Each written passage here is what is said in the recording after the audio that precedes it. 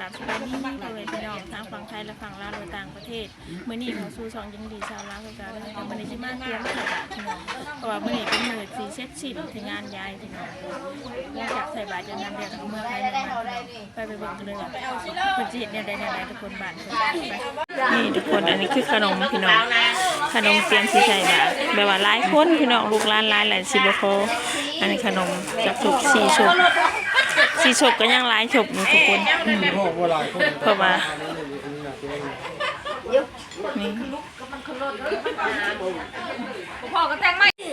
นี่ทุกคนอันนี้คือกับเขาแต่ง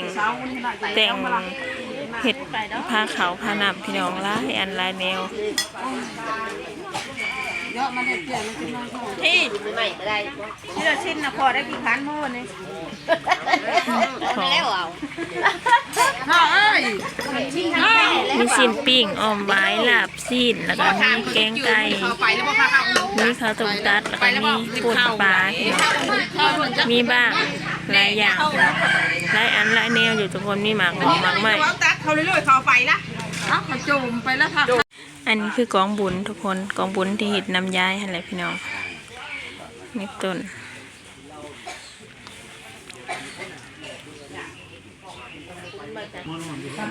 อันนี้ผ้าควันหลังจากอันใส่บาตรยานน้ำแล้วก็ผูกแขนพี่น้องผูกแขนอ้ายน้องผูกคอต่อแขนแล้วก็เมื่อพายเมื่อมันบัดนี้พี่น้องผ้าควันผูกแขนให้พี่น้องตัวพายผูกแขนกระไรพี่น้องพายผูกแขนแล้วมีไก่ควันแล้วก็มีไข่ทุกคน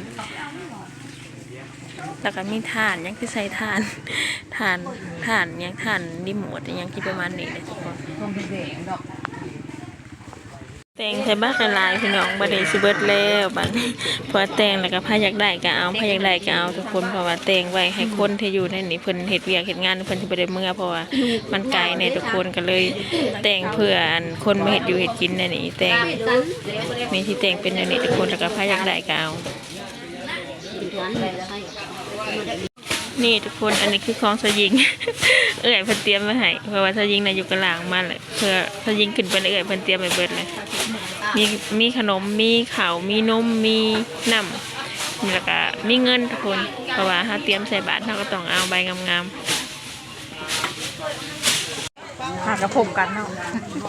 มาได้มาหวาน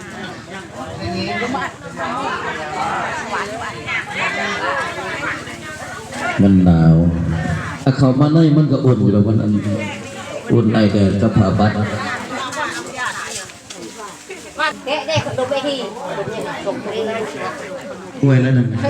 มันจะงอขนมโต๊ะให้แล้วกล้วยมันสื่อบ่มันเองหอนกับคืน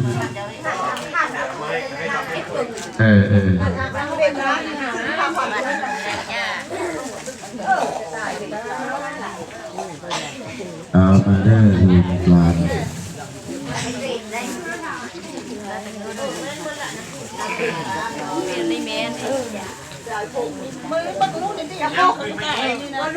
กระโตสักโมกรังสักเกกเมจโรเปสิริสิการกเตจตาริเกวิมณีติเปรเทจกเมตโลนาคาเนเกอปตุเบเกเตปุมมาจายตุเทวจักปกาติตันตาสัตติกิยังมรวจนังสัตตุเมโสนันตุธรรมสาวนาคโรยัมปะทันตาธรรมสาวนาคโรยัมปะทันตาธรรมสาวนาคโรยัมปะทันตาพุทธภูคาภูสามาเตสวันโตธรรมภูคาภูสามหาปัญญาวันโตสังฆภูคาภูสามหาโพคาวโหกิติคังมาลาบุพังบุตรุปังหังบุเสมาใส่แล้วนะโมตัสสะภะคะวะโตอะระหะโตสัมมาสัมพุทธัสสะนะโมตัสสะภะคะวะโตอะระหะโตสัมมาสัมพุทธัสสะนะโมตัสสะภะคะวะโตอะระหะโตสัมมาสัมพุทธัสสะอิมินาสกาเลนะสัพพะคะวะโตอะระหะโตสัมมาสัมพุทธัสสะนะโมตัสสะภะคะวะโตอะระหะโต สัมมาสัมพุทธัสสะนะโมตัสสะ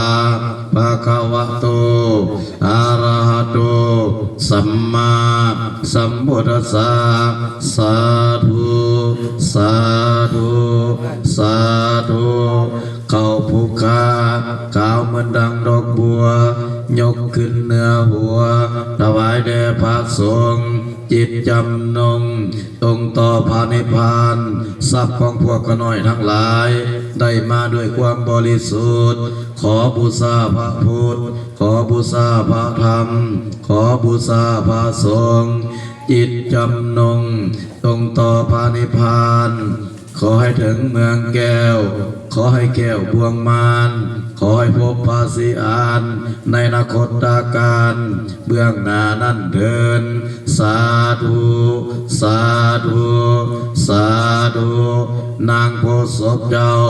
เข้าทิพย์บริสุทธิ์ขอถวายแด่พระพุทธขอถวายแด่พระธรรมขอถวายแด่พระสังฆเจ้าเท่าทั่วจักรวาลคอยหอดให้ถึงพ่อและแม่ครูอุปสาอาจารย์ปู่และย่าผัวและเมียลูกหญิงและลูกชายหลานหญิงและหลานชายน้องหญิงและน้องชายเสี่ยวและสหายและสรรพสัตว์ทั้งหลายที่ละโลกนี้ไปสู่โลกหน้าขอให้ฮอดให้ถึงเจ้ากรรมนายเวรที่ผู้ฆ่าทั้งหลายได้กระทำสัตว์ให้ตายตัวพอตายก็ดีมีความลำบากเป็นต้นว่าสัตว์สิ่งเดียรสารหมูหมาเป็ดไก่หัวควายเป็นเขาที่เฮาใส่เหือเอาแหงขอให้พ้นโทษโทษสาวิญญาณบารมีสัมปันโนอิติปิโสภะคะวาสาธุสาธุสาธุปาลิสุทโธอนุโมทา ลันกองได้ลันกอง สัตโตสัมมาสัมพุทธัสสะนะโมตัสสะภะคะวะโตอะระหะโตสัมมาสัมพุทธัสสะพุทธัสสะอิติปิโสภะคะวะอะระหะสัมมาสัมพุทโธวิสัจจารณะสัมปันโนโตโลกวิโทอนุตตโรโพธิสัตธัมมาสารติสัทธาเทวมนุษย์สนังพุทโธภะคะวะติสวากาโตภะคะวะตาธัมโมสันติติโกอาจาริโกเอหิปัสสิโกปานายิโกปัจจตังเวทิตาโพวิญโยอิติสุปฏิปันโนภะคะวะโตสาวกสังโฆสุปฏิปันโนภะคะวะโตสาวกสังโฆญาญาปฏิปันโนภะคะวะโตสาวกสังโฆสัมมิทิปฏิปันโนภะคะวะโตสาวกสังโฆญาติทังจัตตาริปุริสายุคานิยัตถปุริสาปุคาราเยสัพพะคะวะโตสาวกสังโฆอาหุนายโยภาหุนายโยทักขินายโยอันทาลิกาลานิโยอนุตตรังบุญญาเกตังโลกัสสมิภาวันทาสมาปินิตมิตาสาอุตตะกาลิเมตานังทะโกรัสเจนะมาลังสนาติธรรมาวิทินาสิตวะโมนิโตตันเตสัสสะภะวะตุเตสยามังคลามิมาลาติเลกัสสะปิโยทวัจนะสนากายมาเสสะเทนะโสมาวิธีนาสิตาวะโมนิโตนันเตสัสสะภะวันตุเตสยามังคลา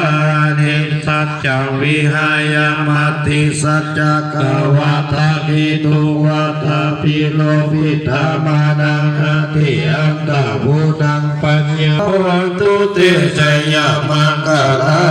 นิ นินันโตปนันตาบุสังฆวิพุทธังมหิเทพุทเทนะเทระปุสสะเกนะธรรมะปะยันโตอิโตปะเทสาวิตินาสิตญาณังคาเทระวิตินาสิตวะมุนิโตตัสเตสัพพะวันตุเตสยามังคารา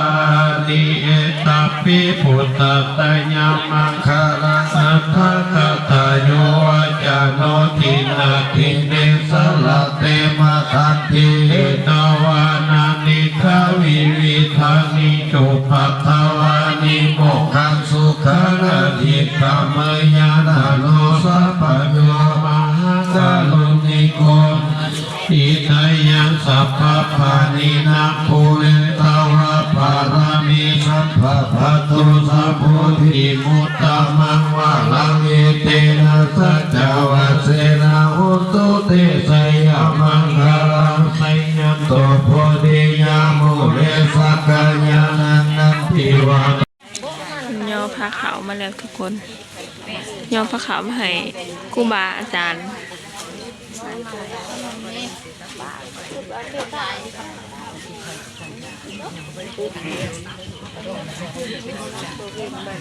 แอดติดเข่ามาดื้อกันมันมาเราขังนี้ไปแล้วเดินหลังเช้า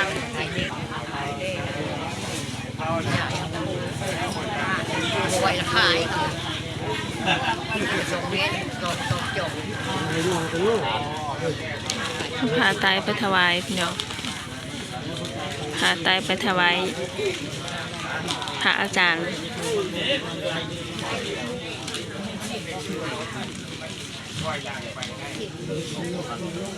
ของเฮา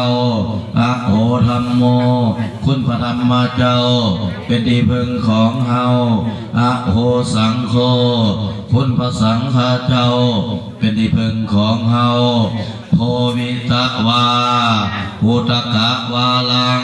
โภสนะภาสนังกัปปาลุขังศิลสานามามิตุติยัมปีโพวิตวาพุตกะวาลังโภสนะภาสนังกัปปาลุขังหลายบ่อน้อยบ่มีใจเกียดค่อยเมามัวยอใส่หัวทานทอดใจเกียงปอดเลื่อมใสดี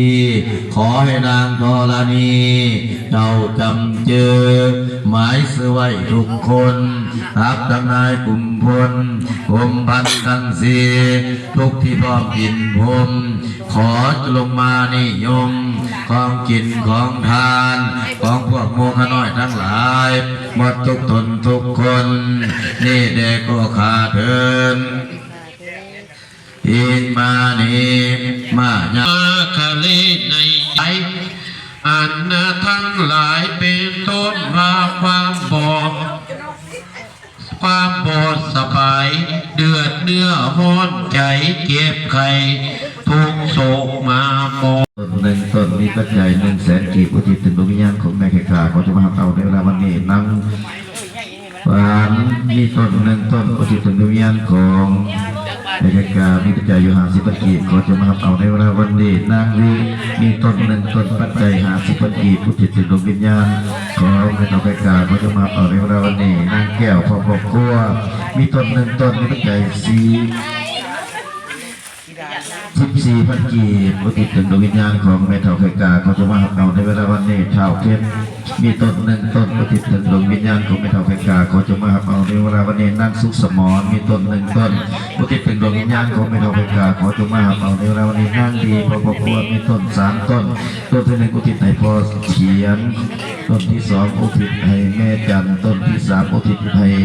เอื้อยสวนไข่เขาจะมาเอาในเวลาวันนี้เท่าปอนพอครอบครัวมีต้นอุทิศเป็นดวงวิญญาณของพระเจ้าขอจะมาเอาในเวลาวันนี้เมตโลพอครอบครัวมีต้นแม่อันตาพิพรมกาแม่วิพรครอบครัวมีต้นแม่วิมีพรครอบครัวมีต้นอุทิศให้แม่ทองไข่กาขอจะมาเอาในเวลาวันนี้แม่ขวัญพรครอบครัวมีต้นแม่ดำพรครอบครัวมีต้นนางหมอนพรครอบครัวมีต้นอุทิศถึงดวงวิญญาณของพ่อเฒ่าเสียงไม้ขอจะมาเอาในเวลาวันนี้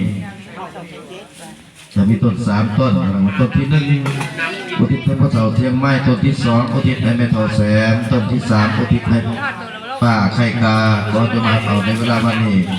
แม่เฒ่าเนียงพระครอบครัวมีต้น1ต้นอุทิศให้ดวงวิญญาณของแม่เฒ่าไข่กานั่งปานพระครอบครัวมีต้น1ต้นอุทิศถึงดวงวิญญาณของแม่เฒ่าไข่กาเมมาพงลาพระเฒ่าไข่กาขอจงมาหับเอานางฟังมีต้น1ต้นอุทิศถึงดวงวิญญาณของแม่เฒ่าไข่กาขอจงมาเอานางกองเมืองบ้านสังแสงมีต้น1ต้นอุทิศถึงดวงวิญญาณของแม่เฒ่าไข่กาขอจงมาเอาในเรานี้นั่งดีมีต้น1ต้นอุทิศถึงดวงวิญญาณของป้าไข่กาขอจงมาเอาในเฒ่ากับปุ้มมีต้น1ต้นอุทิศถึงวิญญาณของป้าไข่กาขอจงมาเอาในเรานี้นางคลองมีต้น1ต้นอุทิศถึงดวงวิญญาณของแม่เฒ่าไข่กาขอจงมาหับเอาในเวลาวันนี้นางสอนมีพ่อครอบครัวมีต้น3ต้นต้นที่1อุทิศให้กายานังนันทิวัตตังโอเอวังตาวังวิสัยโยโหเกสยาสุสยามังคาเลอปาราสิตาปัลลังเกสิเสปัตตวิภูคาเลอภิเสเกสัพพพุทธานังอัตตปัตโตปโมทติสุนักตังสุมังคลังสุปปัสสังสุโหติตังสุขโนสุมาหุตโตจัตสุจิตธัมพมจาริสุปะทากินนังกายกัมมังวาจากัมมังปะทากินังปะทากินังมโนกัมมังปานิจิเตโยมมาทางนี้ทากินาปะทากินานิกัตตวานาลาปันตติปะทากิเนเอาบัดนี้มัดแขนลูกหลานเด้อหลังจากที่จบพิธีแล้วก็สิเฮ็ดงานผูกแขนนะพี่น้อง เอากลับมาได้ลูกหลานเด้อลูกหลานมาให้ทั้งเฒ่าทั้งแก่เป็นผูกคอต่อแขนหน่อยนะครับกลับมาเจ้าภาพเจ้าภาพในเฮือนลูกหลานในเฮือนแล้วก็ลูกหลานบ้านไก่ญาติพี่น้องลูกเต้าในการแจกเกินเส้นเก่าคือวันแล้วสำเร็จและแจกเพื่อเดียวนะพี่น้องเนาะแจกเพื่อเดียวมีแต่ขึ้นบุญห้ามบัดนี้คือทอดจอดถึงวันชินวันพระยามบุญยามทานสุดบุญหานำเพิ่นได้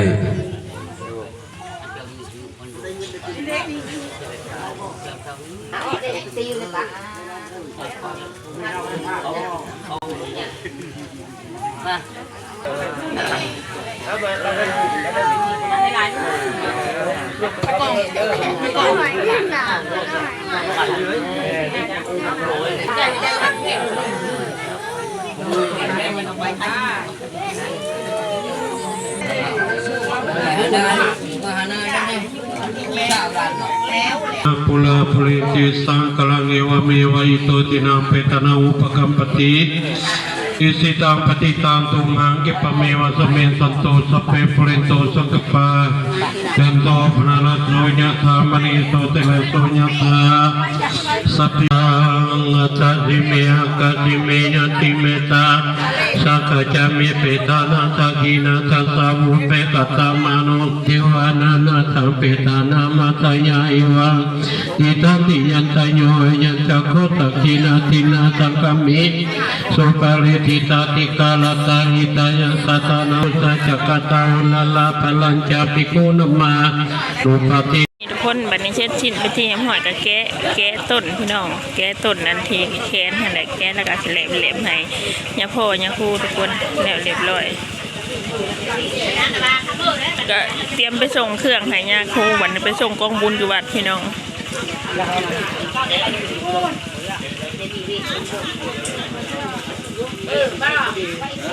โอเคเนาะทุกคนวันนี้ใส่บาตรยาน้ำแล้วเรียบร้อยถ้าให้มากินนี่ก็ฝากกดไลค์กดแชร์กดติดตามคอมเมนต์กดกระดิ่งกดผ่านอีกแล้วทุกคนเอาเป็นเรากินในกราบสบายดีและสวัสดีจ้าพี่น้องบ๊ายบาย